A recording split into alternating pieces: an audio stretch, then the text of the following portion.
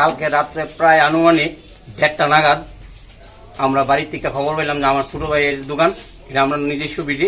কোন জায়গা থেকে দোকানটা? এই দোকানটা শেখেরকুট বাজারে। আচ্ছা। তা আমরা রাত্রে 1:30 নাগাদ খবর পাইছি নিউ ক্লাবের কিছু লোক আমার ছোট ভাইয়ের 10,000 টাকা পূজা চাঁদা ডিমান্ড করছে। হ্যাঁ কইছে আমি গত বছর 1200 টাকা দিছি, এবার আমি তোমরা 10% বাড়ায় 1,500 টাকা দিয়ে দিব। সে এই দোকান বন্ধ করে পুরো 12টা বাজে বাড়িতে গেছে। 1:30 নাগাদ আমার বাড়িতে খবর গেছে যে এই ঘটনা। তোমার আমরা তিন ভাই আমরা দৌড়াই আইছি বাজার সেক্রেটারি নিয়ে। আয়া দেখি পুরা ঘর লন্ডভন্ড, ঘরের মধ্যে জল টল অনেক কিছু আসিল, কিছু নাই, চিপসের সরানো ছিটানো অবস্থায় আমরা পাইছি। তো এই বিষয়ে আপনারা কি থানাত কোনো অভিযোগ করছেন? থানা তো কালকে রাত্রেবেলা থানার স্টাফ সবাই সবকিছু দেখে গেছে।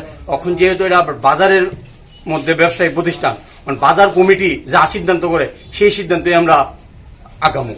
বাজার কমিটি যদি এখন আমরা কয়ে অভিযোগ, আমরা তো অভিযোগ করবই, আর বাজার কমিটির উপরে আমরা ইয়ে দিয়েছি। আনুমানিক আমরা তো 11টার সময় বাড়িতে গেছি দোকান টোকান লামাইয়া।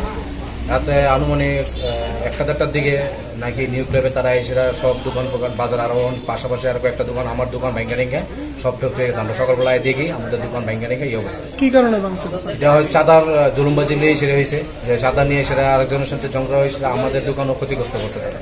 তখন আপনারা এই বিষয়ে কি? হ্যাঁ, আমরা অবশ্যই আমরা থানার দ্বারস্থ হবো এবং বাজার কমিটি সেক্রেটারিকে জানানো নিয়েছে, সেখানে একটা সিদ্ধান্ত করে দিয়েছে তাদের এগেনস্টে একটা পদক্ষেপ নেওয়ার জন্য।